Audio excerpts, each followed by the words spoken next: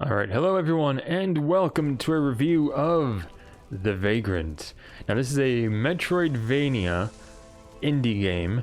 It's on Steam, and it's cheap. Doesn't cost very much. I believe you can also get this on other systems as well. It might be on the Switch, but it is available out there, and it's not very much. It's not very expensive. But the question is it worth playing through? Is it worth the playthrough? Now I'm going to load a game real quick. Load my New Game Plus on hard mode. I will tell you, when you start a game, you do have the option of different difficulties that you can play through. And as far as that goes, you start off as this woman right here. I believe her name is Vivian. And you're basically on a ship. You're looking for your father. You're trying to find your father because something had happened. I'm not going to give the story away, but you end up, your ship is attacked, you fight off some skeletons, you end up washed up on a beach over here, and you try to help out people in the village. There's one girl who actually helped rescue you and she found you and took you in and gave you a place to stay to recover because you were weak, you were hungry, and it's kind of like where you start off is on this beach right here. I will say the art style is really well done, really well drawn. Oh, yeah, the birds hurt you. The crows hurt you, by the way, just so you know. Very well done art style. Very well done. I like it. Okay, look, bird. Enough. And then you go through and you do quests. See, where's my map? There's your map right there. It is a very basic map.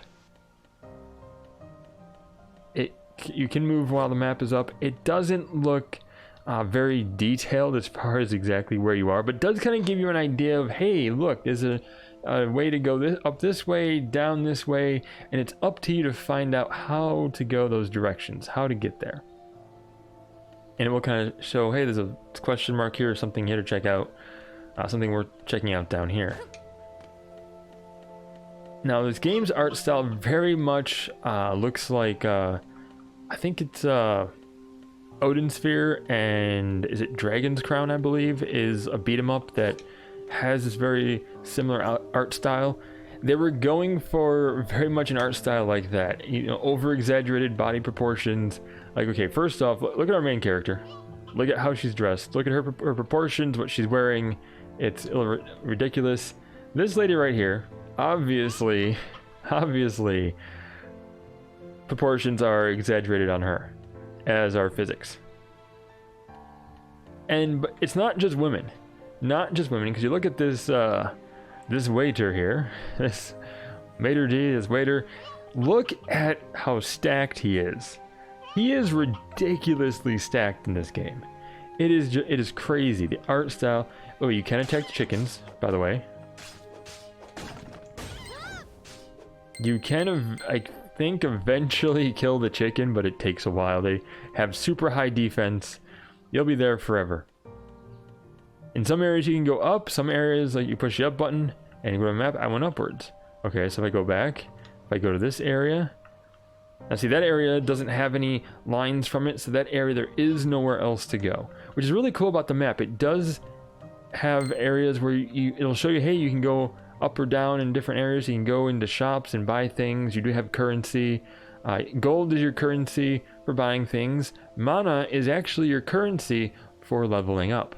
So keep that in mind. Also, it's your currency for upgrading your weapon. So go here, and now we've gone down. And the question mark is that's where the quest marker is. Where I'm supposed to go. You have things you can destroy as well.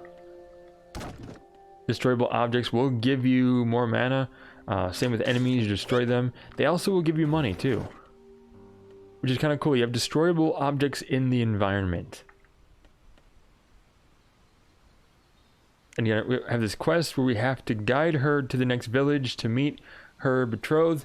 Now, I will tell you, this game can be brutal hard, but you can equip yourself and level grind yourself in order to get past, or you can try to challenge yourself and actually try to get through it without doing level grinding. So get past the story here. I don't want to spoil anything with story. You do have a special attack, a magic meter, Now, I do believe it replenishes when you attack people, or attack enemies. So, as you attack enemies, you can also read things too. Go. So we can either go down or over, it depends. We have optional pass. I like to do the map, so as you can see, boom. There is... Okay, so trigger button uses a potion that you happen to have. You can use a potion to get your special meter back up. You have a dodge. It's also the right trigger. And the dodge helps you avoid attacks. Like, you will actually have attacks miss you by dodge rolling like this. And it's really cool about this game is you dodge the direction you're facing. It's one button to use it, and you dodge the direction, you push the directional pad, which is very intuitive, very easy to use. Attacks very much simple. You do automatic combos. Depending on the weapon you have, you will do like various kind of special attacks. I like you have this mid-air sort of float. I have a double jump right now, but that's acquired later in the game. You have to find that and learn how to do that.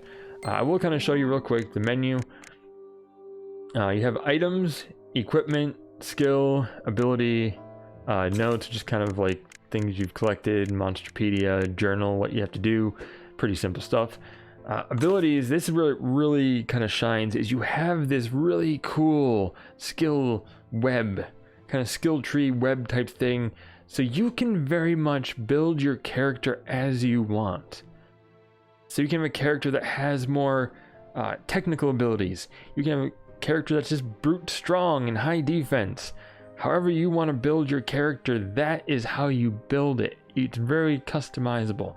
Really cool. You go to equipment here, weapon.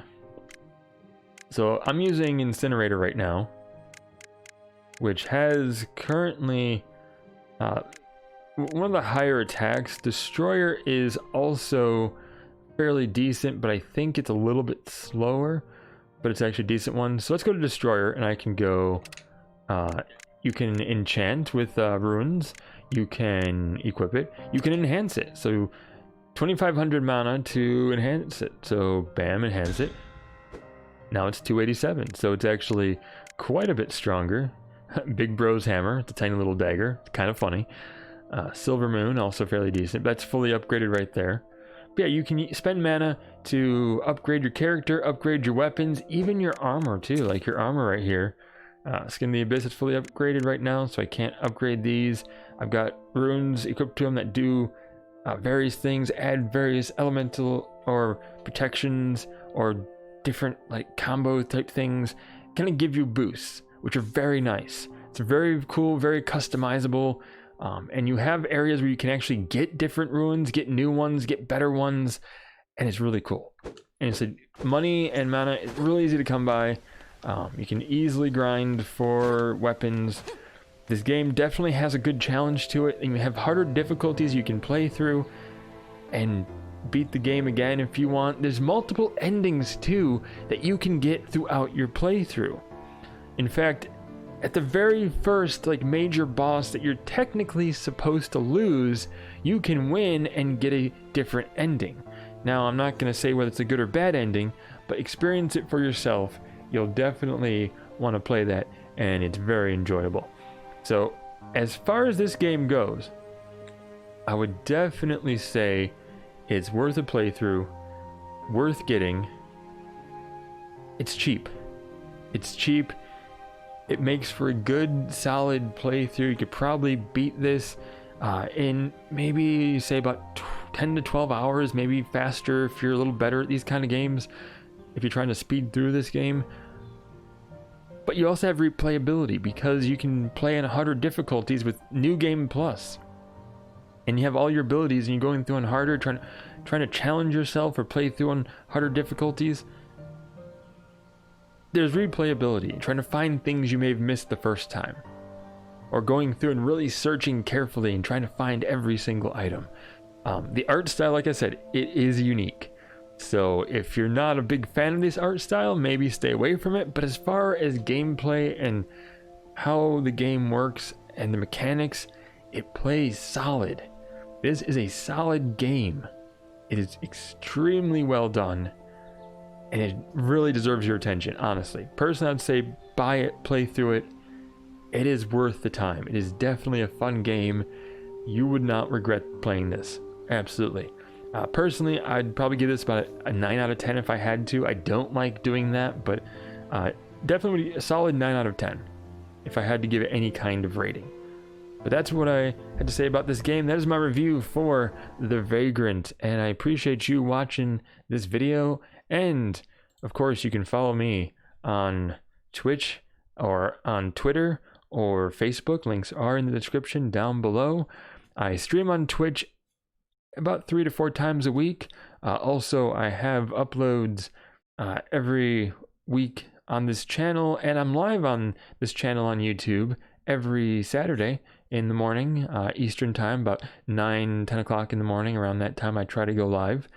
But yeah, you can catch me there, chat with me live, watch me play a game. But I appreciate you being here. Appreciate everyone for watching this review, and we will see everybody in the next video. Stay awesome, and we'll see you then.